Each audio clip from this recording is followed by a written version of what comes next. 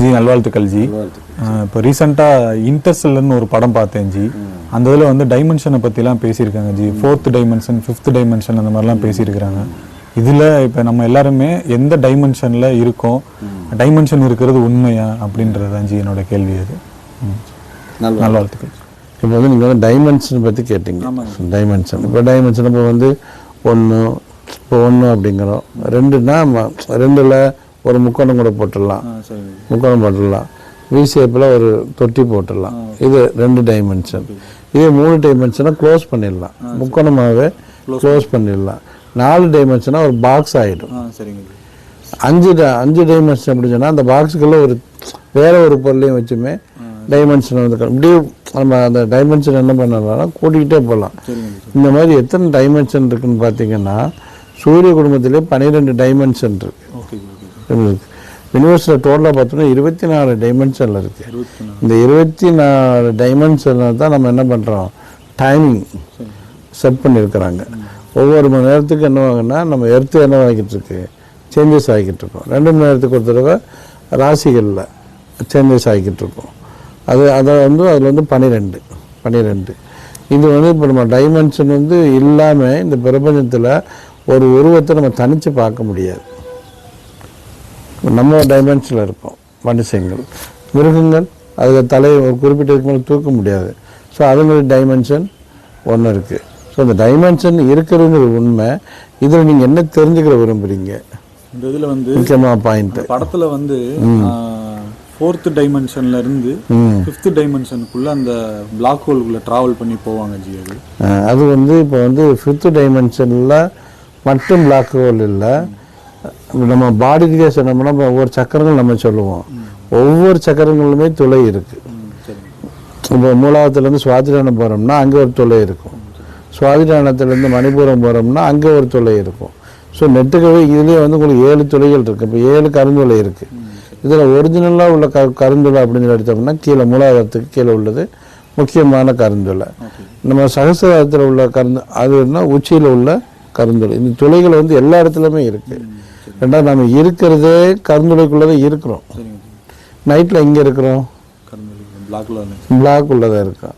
இந்த சன் வருது, இது 7 டைமென்ஷனில் இது என்ன பண்ணுது, 7 டைமென்ஷனில் கலரை கொடுக்குது.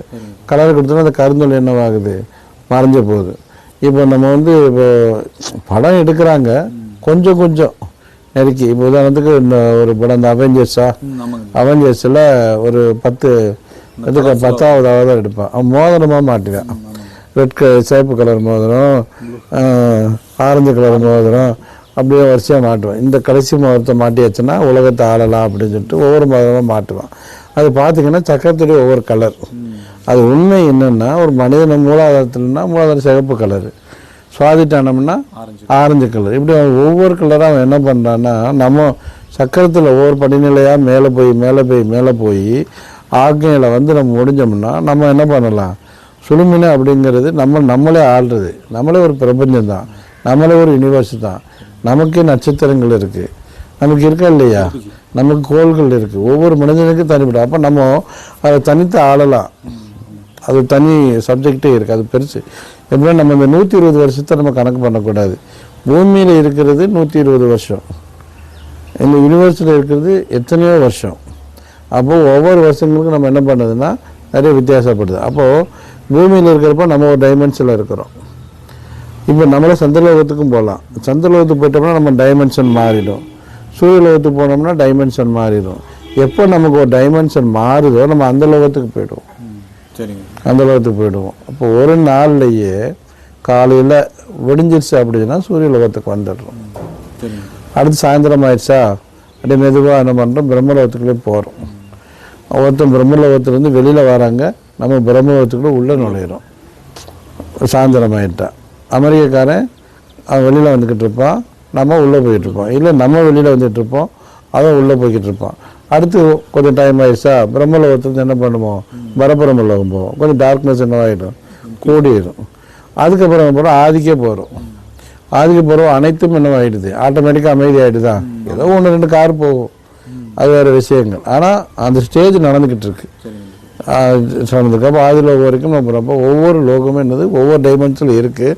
நம்ம ஒவ்வொரு நாளுமே எல்லா டைமென்ஷன்லையுமே பயணிச்சுட்டு இருக்கிறோம்.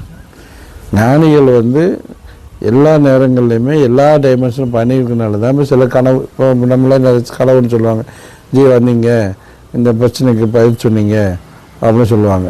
அப்போ நான் தூங்கிட்டு தான் இருந்திருப்பேன் இங்கே. இப்போ எனக்கே 8 டைமென்ஷன் இருக்குது, உணர்வு வலையில் 8 டைமென்ஷன் இருக்குது. ஒன்று இங்கே மூலாவத்தில் தூங்கிக்கிட்டு இருக்கு, ஒன்று சுவாதிஷ்டானத்தில் கற்பனை பண்ணிக்கிட்டு இருக்கு, ஒன்று மணிபூரத்தில் கனவு கண்டுக்கிட்டு இருக்கு, ஒன்று நமக்கே இருக்குது. இப்போ இந்த 6வது டைமென்ஷன் 7வது டைமென்ஷன் எங்கேயோ போய் உதவி செஞ்சுக்கிட்டு இருக்கு, மற்றவங்கள்ட்ட போய்கிட்டு இருக்கு. இந்த விஷயத்துலலாம் இருக்குன்னா நம்ம பயணம் ஜாஸ்தியாக இருக்கும்.